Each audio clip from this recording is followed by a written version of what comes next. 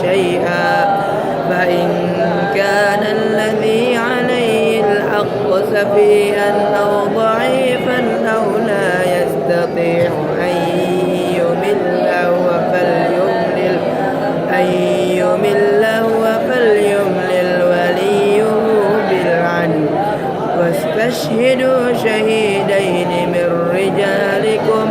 فإن لم يكونا رجلين فرجل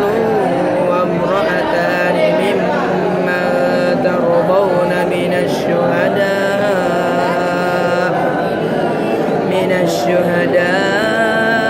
أن تضل إحداهما فتذكر